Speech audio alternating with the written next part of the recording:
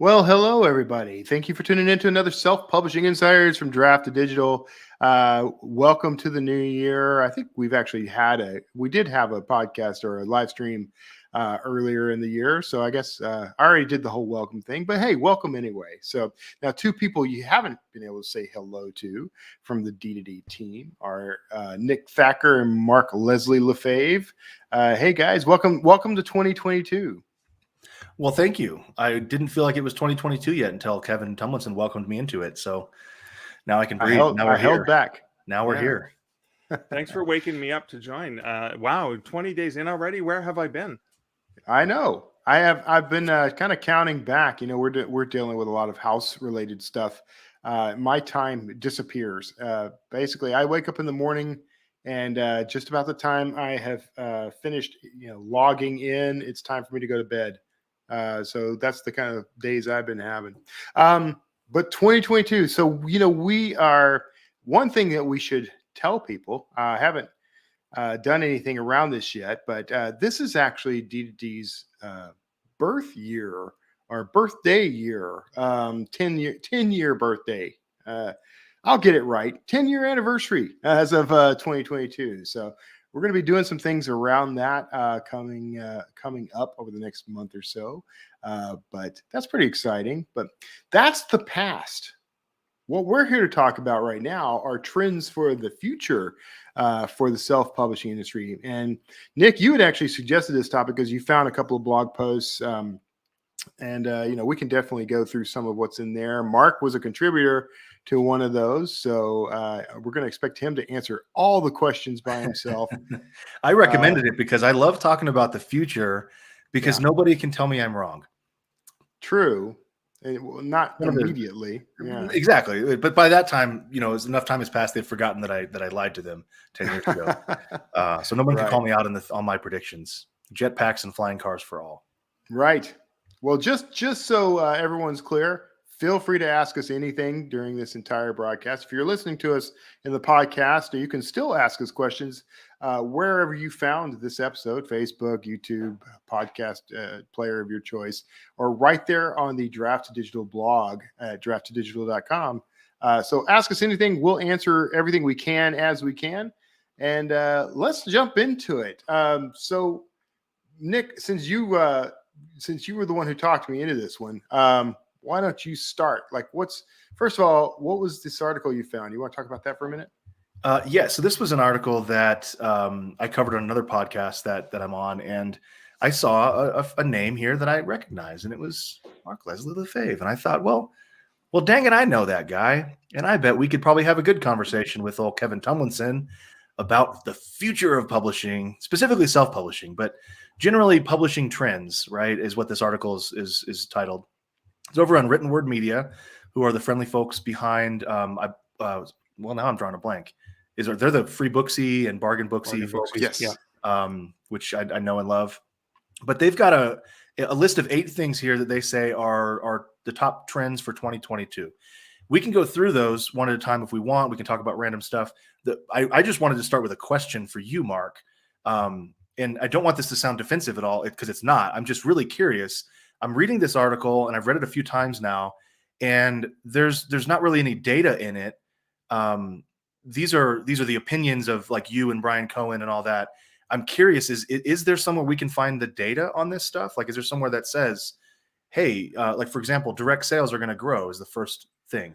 Where does it? Because I want to read that. I want to see where it says. Well, I point to our beautiful colleague Kevin Tumlinson for that, because we had shared 2021 sales data from Draft to Digital and shared some of the pieces, and we're going to be continuing to do that as we want to empower authors with information so they can understand and analyze these trends better. So some of the data, so just so you know how this works is, I'm trying to remember if it was Clayton, who it was at Written Word Media, who had reached out and said, hey, would you like to comment on this? I ended up writing a 2,000-word essay on what I thought with the future, as Mark my does, future thoughts on publishing, knowing that he was just going to extract bits and pieces, because I kind of had to walk through it.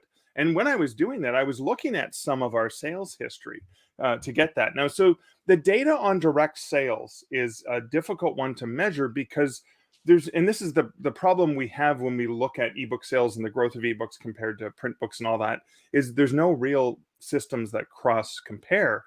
But the Six Figure Author podcast recent episode, Katie Cross talked about the growth.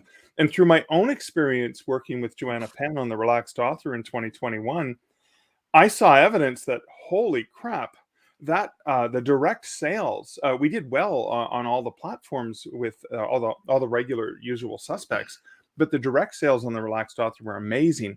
Now, Joe's been building this, and I always look to Joanna Penn for future things. She's always 5 to 10 years ahead of the rest of us. Sure. And she's been talking about that for a while. And it was only when I partnered with her and I actually got a taste of how big the direct sales could be, I realized that there are opportunities that we've been ignoring. So one of the things we've done, just to give people a tip, is on Books to Read, the free tool where you can do universal book links. We've always had a PayHip link.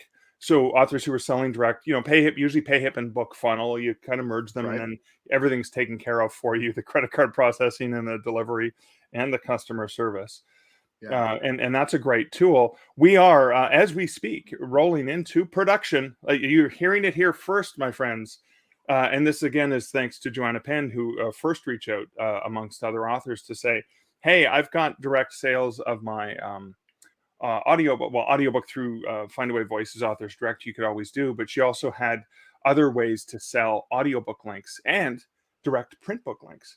And so through PayHip right now, because it's a slow building process, our devs are working hard at it. You'll be able to add a PayHip link for audio, PayHip link for ebook, and a PayHip link for any of the formats or all of the formats for print. And that's, again, we're doing this work in recognition of the fact that we're seeing more authors taking control. Because what's the one thing we always tell authors to do? Get a newsletter. I think, Nick, you know a little bit about how to do never this. heard that before. People with it. I know there's a maybe even a book coming out sometime in 2022 about that you can tell us. Let's just say it's coming out this decade. This decade is coming out. Okay, I'm going to push you for 2022. But yes, when you're in control of communicating with your readers, you can not rely on the retailers and the libraries and all the other systems. You can actually be in contact with them. So when you're in contact with them, there's an opportunity for them to want to support you directly. And we are seeing trends across the industry. There's just no single source of data that can show that, because we're all indie, right? Well, that's the thing. It's self-reported a lot of times. So even if we did get data, it's not necessarily trustworthy. Not that people are lying, but it's hard to tell. I listened to that Katie Cross podcast. She was also on the other Joe Solari. She was on his show, and she did a fantastic job there as well. And what I'm gleaning from this, which does jive with my own experience, coming from music many years ago. Don't go searching Spotify, folks. I'm warning you. To now, where the publishing industry tends to follow about 5 to 10 years behind, is that the technology to do this has existed in different. We can duct tape together WooCommerce, or what Katie's using Shopify. Yeah. And then like Lulu Press has a plugin for Shopify. We can do all that. Draft to Digital makes it so much easier and under one roof, which is good because it gives us the control without the additional headache. But what we're seeing is not that the technology is finally here. It's that authors can finally do it easily, and it's worth setting that up so that we can train our readers, in a sense, to buy directly from us. Because right now it's easy to buy from Amazon because everyone uses Amazon and we know how to do that.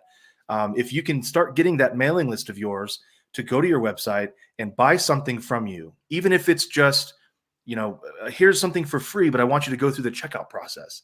Yeah. Then you get the data in there and they have an account now on your website, and it just makes things easier in the future. And that's the trend that I'm seeing for sure, is a lot more authors are becoming more comfortable setting that stuff up. Yeah. What I think, there's going to be a need then, as we go forward. Somebody's going to have to come up with a means of aggregating reports about sales that are purely direct. And right now it's a sort of like, I've got no clue what that's going to look like. It seems like it might have to be voluntary in some way, probably inaccurate. But somebody's going to have to crack that nut and figure out, how do we monitor and measure sales on those platforms? Because where that becomes important is, there are other opportunities that come to authors because of being on these other platforms. For example, if I'm hitting number one on Amazon and Apple and Barnes and Noble and across the board, and maybe I'm on a more national list or something as well, that gets attention. That gets people, first of all, it aids in discoverability.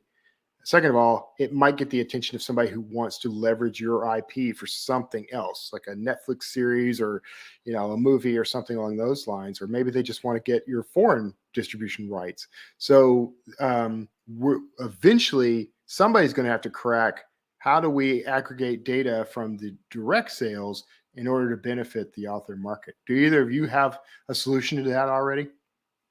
I think we need to get a big shared spreadsheet or Google sheet, and just every single indie author just puts their sales on it every month. Yep. No way that could go wrong.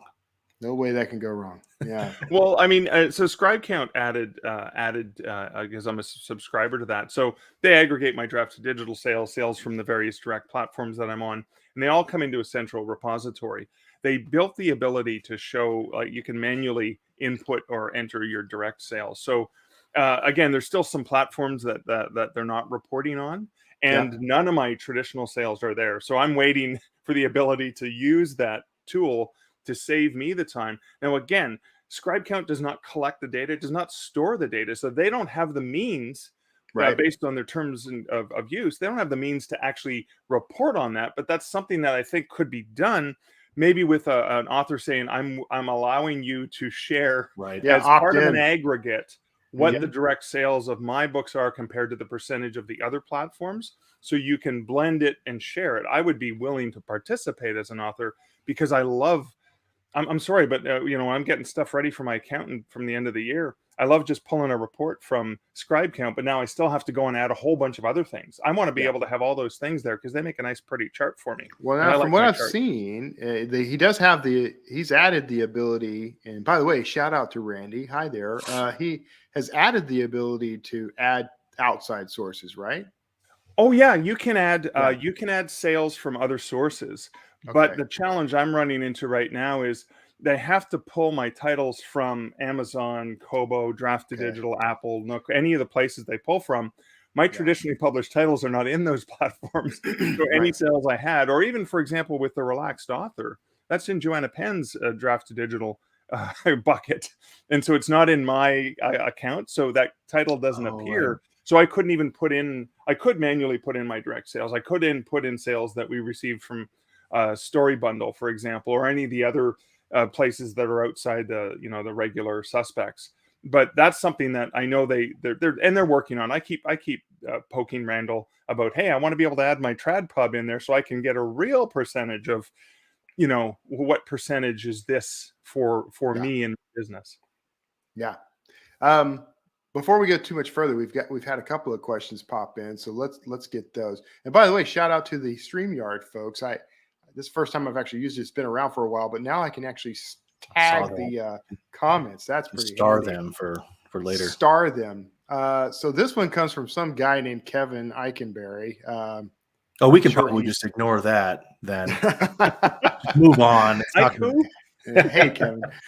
So regarding direct sales versus platforms, did you offer another version of the book to differentiate it from the platform choices, or was it the same book just offered directly? I can say that on my part, it's the same book. Yeah. I just treat it as another storefront. What about you guys? Same here. Yeah. Go ahead. Sorry, Mark. I was going to say I'm exclusive to KU for a lot of my ebooks, not all of them. So I can't do this, obviously, because I'll be in breach of their terms of service. So in that case, Kevin and I have talked about this too, of doing like a special edition version. It has to be substantively different, of course, and all that, but that's down the road. I'm not even sure if that would work. So. And even then, we should caveat by saying it's probably iffy whether or not that would violate the Amazon. I do live life on the edge. That's true. Don't have to be Go ahead, Mark. Don't be like different. me. Yeah. I didn't mean to interrupt you, man. No. I was just saying that I have plans to do that this year with a box set, where I'm going to include something in the box set that you can only get in the box set. You can't buy separately. But I thought, well, for my fans who already have all the books and don't want the box set, I'll give them the opportunity to buy it directly from me. So it's available in the box set exclusively, unless you've already bought all the books. And I don't want them to have to spend more money. So that's where I'll say, well, okay, so you can buy it from me directly, and it's probably going to be way cheaper anyways, because I get to pocket 95% of it, not 70 or 60% or whatever. So I'll be leveraging that a lot more going forward, especially based on my experiences from last year. Yeah. Yeah. Yeah. There's a lot of ways to experiment with this. And I kind of like, Nick and I have been talking about ways to, I am wide on everything now. It wasn't always, but I am now. And, what are ways to entice people to go to various platforms where you might have another advantage? And I think Kevin's kind of hinting at one of those ways is to write create a substantially different version of the book. Maybe that's bonus content. Nick and I have talked about doing some releases of the same book, but it's got a novella in the back. Not in the way that so some folks were using that to game the page read system on KDP Select. Don't do that. That's a bad plan. But offering a different version of the book and bundling something in with it, there's nothing wrong with that as long as people know that's what they're getting. So here's another question coming in from YouTube this time. Guy on the Road asks, on behalf of D2D authors in Europe, can I ask when we can hope to be able to buy author copies? At present, author copies are only available in the US and Canada. It's a big issue for us here. So you're absolutely right. So Mark, you actually, I think, have some insight into this, don't you? Yeah, so our team is working really, really hard with our print partner, who does have the ability to deliver locally sourced and printed books in Europe and other continents. That is a priority of our dev team, and they're working really, really hard on it. So Guy on the Road, stay tuned. In the next little while, and I use air quotes when I say that, you'll see that. And that's one of the reasons we've been keeping D2D print in beta is we know it's not yet for everyone properly. We were really upset at the ridiculous shipping costs of printing in Tennessee and shipping it to New Zealand or somewhere in Europe. That was just ridiculous. Even as a Canadian, I'm used to ridiculous shipping costs from the US to Canada, but that is coming, and it is a priority for our print-on-demand team as we continue to improve it. So it is coming. We just want to make sure it's actually worthwhile and cost-effective for you until we make it available. Otherwise, you'd be paying $100 for shipping, which is just unreasonable. To some of us. Okay. So we had and that's an ongoing thing. We are always working behind the scenes to improve things just like that. You should know, because we don't like that either. That's not something D2D is culpable for, really. I mean, we're trying to all kinds of ways to figure that problem out. Got another question from Michelle D. Smith on Facebook. Asks, will Draft to Digital offer more creative ways to format my paperback book? We actually, I don't know if this means you haven't seen them, or maybe they're not enough, but we have some very cool templates for the sort of layout of your book. One thing that we introduced recently is the poetry template.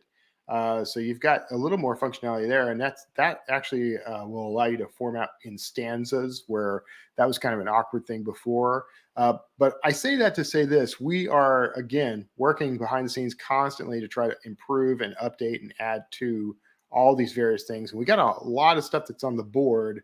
So right now, those templates and everything that are there, that's our offering at the moment. But we do plan to add some things over time. And as we learn new stuff, we're always happy to update. So, and we will have new things like that. This is exactly why I love talking about the future kind of stuff. When you, all three of us at least, got started, we had Microsoft Word, or maybe Word Perfect. I don't even know how old you guys are, but whatever. Yeah, Word Perfect. Come on, you had Basic or something, right? That was it. It was not a purpose-built thing. Now we've got multiple purpose-built solutions for this very problem. We've got Vellum to compete with, and we've got Atticus to compete with, which are both great in their own right. And that's going to only be good for all three of these tools, Draft to Digital, print included. And so, it's just time will tell what those things will be, but there will be things.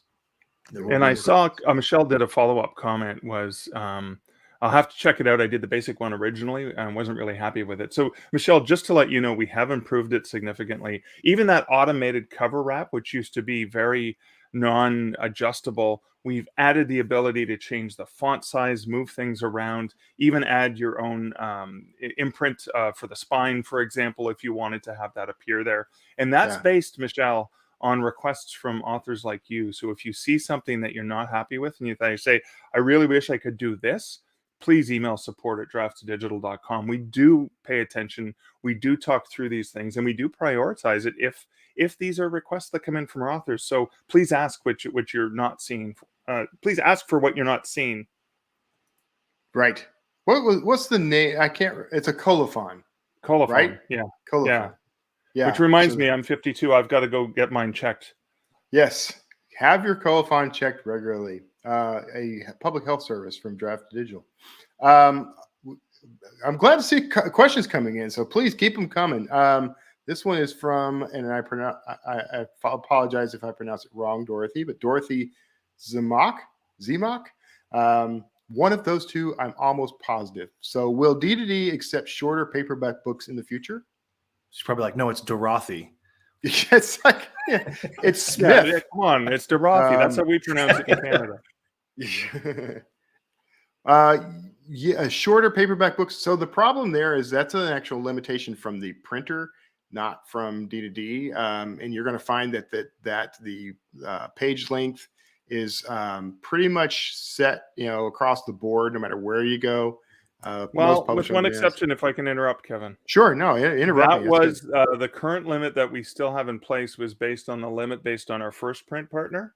Yes. Our new print partner has a different limit, and I know that the dev team is looking into how to do that. So again, Dorothy, if you could please email and say, hey, I've got a book that's this length, would that be accepted? Because I'll be honest with you, if our partner can accept it, we are in the means of being able to adjust and control it. Now, we do have to be very careful about how we open things up. So we want to make sure at the end of the day, our systems can provide the proper automated formatting to meet the quality of the design. So if we change the limit, well, we can't go beyond a certain page count because of the limits of that technology, but we can certainly go to a smaller size. And I'd say, please request that so that we can, help the dev team prioritize that.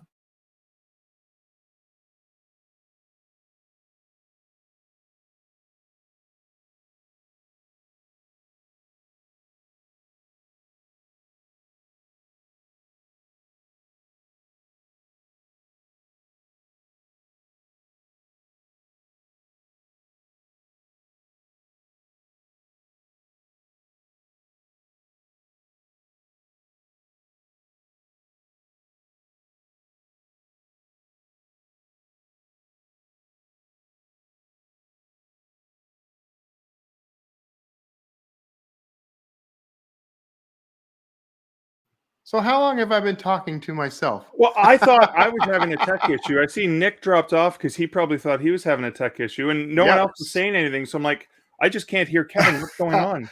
I saw it alerted me. My apologies. That's all on me. For somehow I got muted, but yes, the question was, will D2D add more markets for French language? The answer was we have added some recently, and of course we are happy to add more as we come across them. If you know of some, please feel free to email us and let us know, about a particular market, and we can always look into it. But Nick has joined us again, so welcome back. I go out to try to solve the problem, and I find out it's Kevin causing the problem. Oh, it's all me. I don't typical. know how that happened, but it happened. You should just know that it's me. All right. Sometimes wish we have when we're hanging out with Kevin in person, right? Sometimes I may be standing directly across from you and go mute. That happens in the real world too. Okay, so moving on, guys. Thanks for calling me out. So Alyssa wanted to pop in and say colophon equals the publisher's mark. So we were right. Get out of here with your knowledge, Alyssa. You learn something new every day. Not my publisher, but just the publisher mark, the term in general, not myself. Yes. Okay. So let me see. I'll scan real through. Yes, I'm sorry, everyone. ML thought their headphones were broken. If you take nothing from this show, folks, just know that it was Kevin's fault. Yep. Sorry, sound disappeared. You're all right. I'm sorry. So let's see. Scanning back through. But anyway, so let's get back to a little bit of a look into the future. Here's what's interesting. This is a great time of year for sort of seeing the perspective of everyone else. And I've seen lots of blog posts. Christine Catherine Rush has written quite a bit about her predictions. One thing that I am seeing, and I think this is true, it's interesting because I know I've been saying this for years, but I'm now starting to see some folks who have more of a traditional background start to say this stuff. But it's looking an awful lot like self-publishing is just going to be publishing. Like publishing as we know it has been impacted so much by the self-publishing and indie publishing sphere that it has just taken over. I think that there's still room for traditional publishing out there, but I think it's going to become a different animal from what we've known in the past. Not the juggernaut that it's been all these years. What do you guys think of that? Mark, you in particular have a very specific insight into this. What do you? Yeah, I mean, Mark's the publishing guy. Where's my hand? There we go. Up here, this guy. I moved. Yeah, so I mean, I've been saying this for quite a few years, and I don't think the big publishers are going to go away. We know, and we just saw some recent industry stats that 60% of people still read print books, and the majority of the print book market is owned by the traditional publishers because they have access to the old boys' school of supply chain and bookstores and things like that. We know it's changing. We saw that happen in the last 2 years where ebooks are growing. So the good news for indie authors is ebooks have nowhere to go but up because there's so much growth. Billions of people still haven't read an ebook yet. So there's all kinds of people. The market is not saturated. So that's the good news. But what I'm seeing is that the publishers, the self-publishers, the indie publishers, and Chris's article from just yesterday, I believe it was part 6 of her look at the past year, she does a really good job of breaking it down. And I'm seeing the likes of the publishers like Chris and Dean with WMG Publishing, who operate like a traditional publisher in certain senses. I've been paid by them to publish books through their imprint, like a traditional author, but they treat me with respect and kindness like a self-publisher, like an indie publisher. And so it's the best of both worlds. You see people like LMBPN Publishing, Michael Anderle, and the 20 books to 50K movement, working collaboratively with authors. You have so many other authors that are doing that. You have Dakota Kraut as well. You have Kevin Anderson and Rebecca Mesta, where they have these small publishing companies, even Curl Up Press with Joanna Penn, right? Where they start off as indie, they grow and they build, and then they work collaboratively with other people to help them out. We, of course, have tools to help them make that easier so they don't have to worry about the payments, etc. But I honestly believe when you look at Penguin Random House, when you look at those publishers, Random House started off with a couple friends that said we were just going to publish a few books on the side at random, books we thought we would like to read. They started off with the same passions that we indie authors have.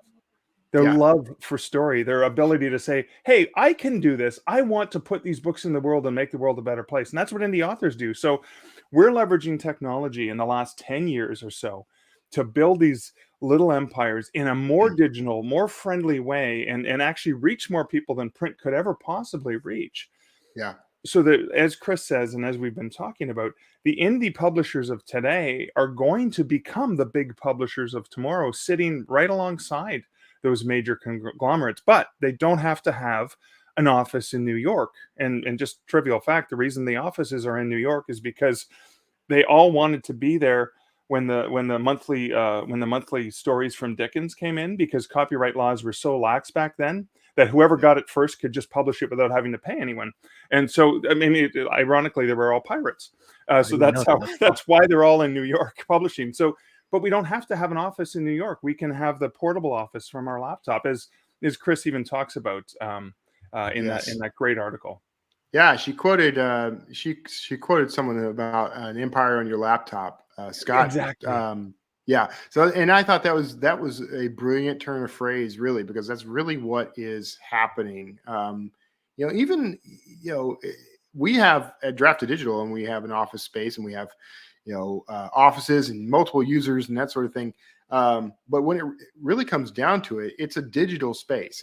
It's the office space is just sort of an artifact, and the rest of the business is built in the cloud, as it were. And there's no reason why, we can grow exponentially because of that. The same thing applies to the author. Nick and I talk about this stuff all the time, but our business is built around basically I write the book, I do my covers, I do my editing, I do my formatting, I upload, I distribute. I don't ever have to leave any given space I'm in. I don't even have to have a laptop. I've done that kind of thing from my phone. So it's a really interesting turn of events for publishing, that it sort of democratizes the whole thing. Um, Nick, so what are some other things we might be looking forward to trend wise over 2022 and beyond? Well, one of the things that I saw in here, we should probably just talk about it because everyone's always asking this Let's. question.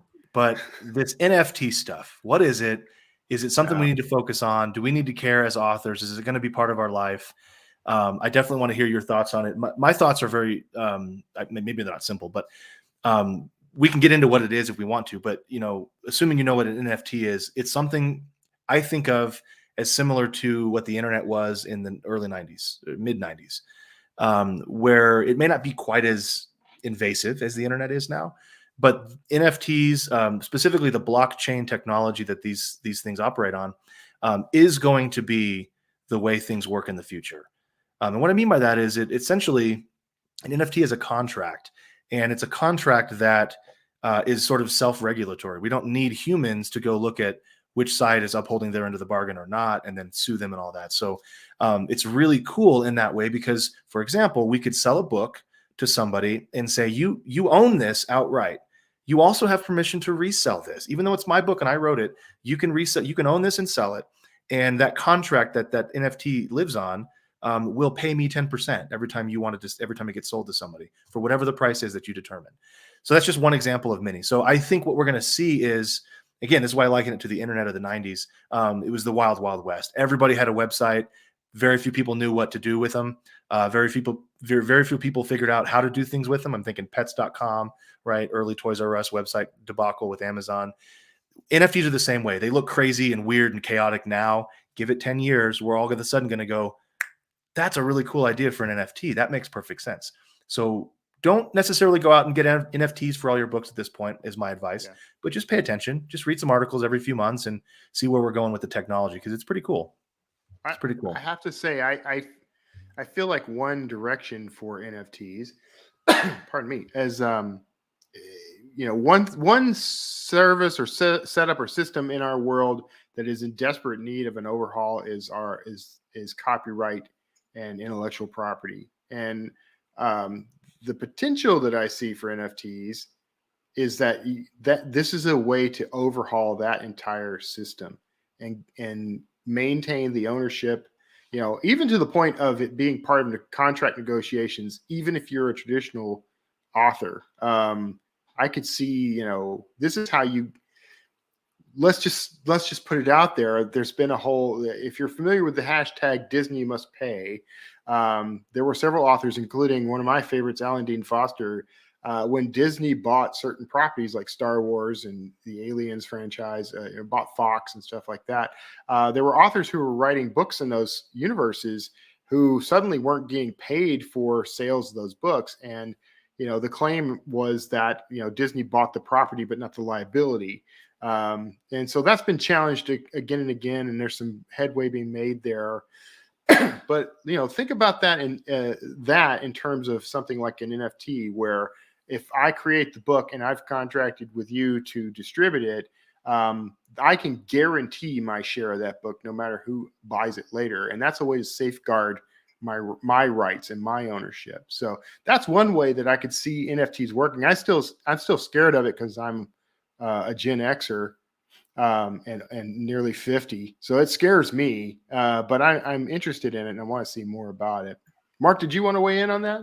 Yeah, I'm excited about the possibilities that exist with NFTs. And in the same way that ebooks showed the world that a book does not have to be defined as 300 pages bound between two pieces of cloth, an EFT is going to be a tool that authors are going to be able to use, publishers, authors, actually consumers as well, to really exploit your IP well beyond just thinking about it as a book, as a bound thing, because that's ebooks are made to look and feel as if like the experience of turning pages, etc. It takes us into a whole new realm where when you have an idea or a concept, it's not just the ability of the transactions. On top of that, you've got consumers who will be able to, I bought the rights to have access to it, but I don't want it anymore. So Nick, I'm just going to tap my phone against yours and transfer that, and I get my share for selling a used product to you, but that can go back to the publisher and the author and everyone in the supply chain. So it's kind of like it really can help exploit IP in bold new ways, but it can allow more people access to a piece of the pie. And I love the ability to spread the wealth around. So again, I think it's going to be a disruptive thing for the industry, but if we pay attention to it and are open to it, we can ride that wave of disruption rather than be terrified by it. I think so. And you're kind of getting into one of the, it sort of segues into one of the things that wasn't in this particular article, but that I've been harping on for a couple of years now, that we aren't, it's not really coming because I don't think anyone's actually doing this in our space, but what needs to happen. And that is, and I mentioned this earlier, that I really do think the self-publishing and largely the publishing industry follows about 5 to 10 years behind the music industry. And we have proof of that with Apple coming out with iTunes and the ability to get artists could go, all of a sudden you could stream their music, right? Well, that's great. That was 15 years ago now, or 20 years ago now. And then we had Kindle do the same thing 10 years ago, right? So that's an example of this. And one of the things that I want to see that's happening now in the music space is the way that we're paying artists changing from a pool-centric model. This is how Kindle Unlimited pays its artists right now, pays its authors, to a user-centric model. And a very quick example, I'm an old white guy. I listen to one band all the time, over and over again. That's all I ever listen to. So if I pay my $10, whatever it is, to Spotify, that $10 minus their fees should go to that one artist. Yeah. And it shouldn't go to anyone else because I don't listen to anyone else. And what's happening instead is we take my $10, your $10, Kevin's $10, it goes into the pool, and then we split it up based on whoever got listened to, right? So it's subtly different, but it's drastically different when it comes to brass tacks, when it comes to actually who gets paid. Adele and Taylor Swift get a few million less. They're still going to be fine, trust me. But when you look at the graph, instead of these guys up here and it just goes sharply down and then nobody gets paid, it's going to even things out a lot. Right. Yeah. If that happened in Kindle Unlimited, just for example, and there's other stores that are operating the same way for audio, authors like me, I'm not an Adele or Taylor Swift in the author space, if anyone thinks I am, I'm doing okay, but I could be doing better. And this is one way for me to get paid more as an author, is a user-centric model. And the reason that's been given right now that it's too hard, to do is it takes too much resource, too much computing power, things like that. Well, then, that was the Spotify CEO said it's too hard. Well, then SoundCloud CEO said, we're doing it. We'll figure it out. We'll make it happen. Yeah. And so I think that's one of the things that we can see in the future is different ways to pay people for almost transactionally, one-to-one. If I'm going to listen to this, you're going to get paid for it right away. Yeah. I'm going to pop this one up instead of the one I had starred, but no, that's probably good. I kind of breezed over that, right? Yeah, we did. So it's NFT. NFT stands for. It's a sport, isn't it? It's a sport that has a Super Bowl and everything. I watch NFT every Sunday. Yep. Oh my God, yeah. It stands for non-fungible token, and which means it can't become a fungus. Right here, I will read the Wikipedia definition of this. As a non-fungible token is a non-interchangeable unit of data stored on a blockchain, and you can go Google that one yourself. It's a form of digital ledger, it says. So it's think of it like it's a record book of sorts, a digital record book of who has purchased this item that you created. In our case, it might be a book, but some people get NFTs for artwork, graphics, photographs, things like that. And actually a real popular one right now is people are getting NFTs of popular memes. So if there's a meme you've seen online, someone probably owns the NFT of it now.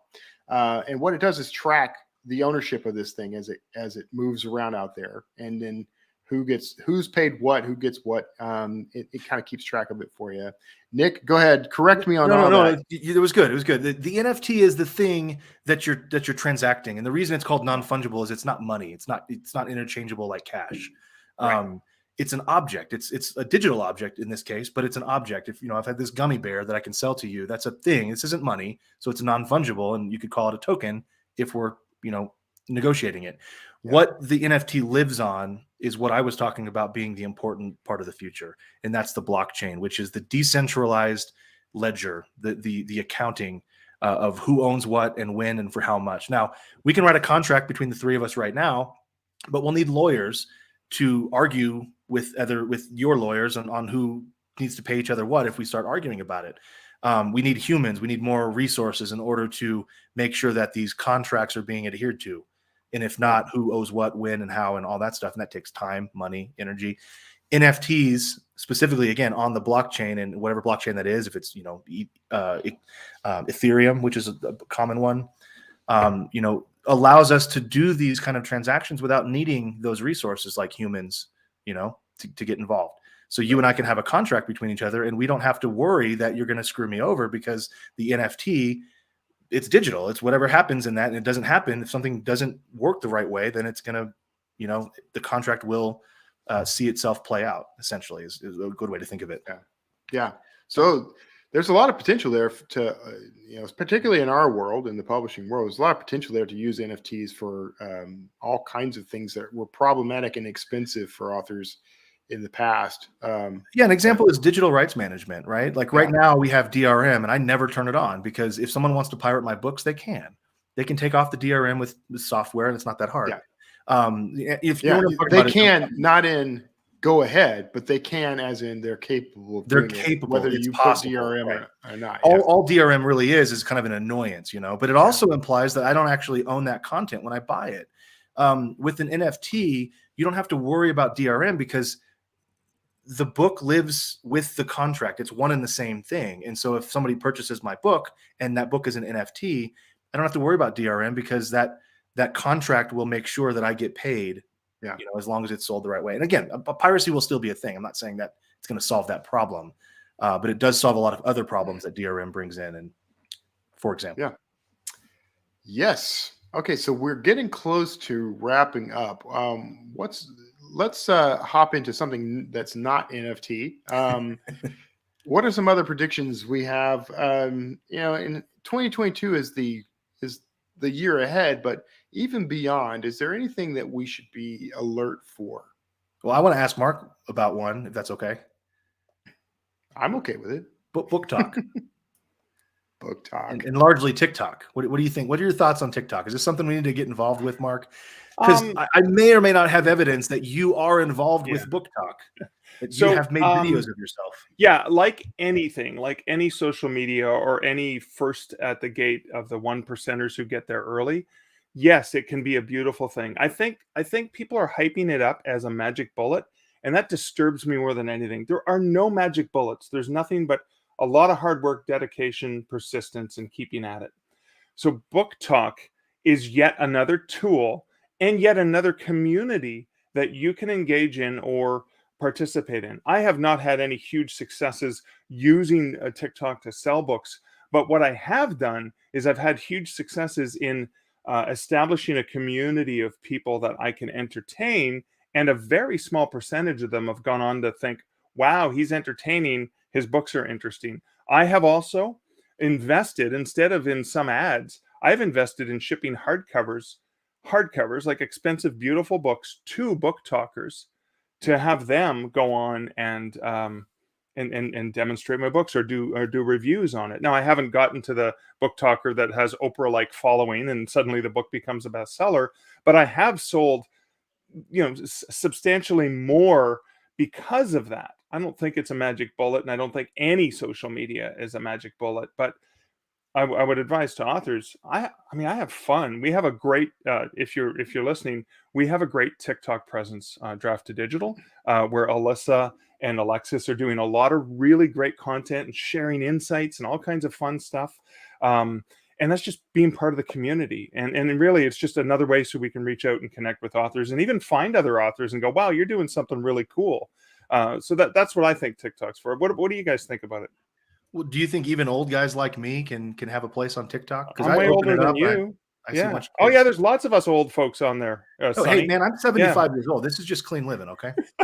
A hell of a filter, this guy. I don't know. I don't like TikTok, but that's my personal preference. I mean, I haven't really been in there enough to kind of dig around and find the book talk side of it. But it's all personal. It's all what are you comfortable with as far as what should you use? Now, in terms of do I think it's going to be beneficial? I think yes. I think that there are definitely people on using TikTok who are going to discover books and authors for the first time that way. So, you know, whatever. I have strong opinions about TikTok that I need to just sort of deal with, I guess. But My opinion on TikTok is simple. It's a Chinese data mining collection, service, and because Mark is invested in it, he's gonna be first in line to be our overlords when China invades. Yeah. So Just yeah. that's my Mark thoughts on it. Lefebvre, the Canadian arm of the Chinese government. All right, so I think that's gonna have to do us for this week. That was a pretty good glimpse into the near and distant future of the self-publishing world, and I hope that if you're watching and listening, you got something pretty good out of that you can take with you. And of course, there's more. We've got stuff. We mentioned our blog post for the 2021 review, which has some insights about how we did, things we learned over 2021 that might lend to the conversation a little. I'm going to drop that in the comments. Are we going to link to this article, the Written Word Media, as well? And this, I'll drop that in as well. So if you are listening to this, you're not getting to see these right now, but if you go search for on Draft to Digital, the title of the post is, let me read that, 2021, the year of more author reach. And on Written Word Media, if you go to writtenwordmedia.com and go to their blog, it's the top 8 publishing trends for 2022. So go ahead and check that out. Let them know we sent you. They're friends. We like them and they like us. So all that said, guys, thank you so much for being our Sherpas into the future. Yeah, thanks for having me. And everyone else, thank you for tuning in. Make sure that you bookmark d2dlive.com where you can get a countdown of these live streams. We're going to try to start doing these every week. We've been pretty good about that so far this month. So we're going to try to keep that up. And we're going to have some upcoming stuff, including webinars about features on Draft to Digital. The first one will actually go live next week. Those are all pre-recorded, but you'll still be able to ask your questions live. And we'll be in the comments lurking just to answer those for you. Make sure you subscribe to us on YouTube, Facebook, and now TikTok. If you go to youtube.com/draftdigital or facebook.com/draftdigital, you can follow us, subscribe there, click little bells, all those things. I highly recommend doing it, guys, because I've heard, I can't say anything, but I've heard there's some crazy cool stuff coming up. Draft to Digital. There's some big, crazy cool stuff. I think it's probably in your best interest, listener, viewer, whoever you are, wherever you are. I don't think we're. I don't bigger than an NFT. That enough. It's bigger. You would say it's niftier than an NFT. That said, all our non-disclosure agreements prevent us from going any further than that. But also make sure you follow us. Just click on over to ddd.tips/TikTok. Where you'll find us on TikTok. And that is going to wrap us up for this week's Self-Publishing Insiders. Thank you again, and we'll see you all next time. Take care.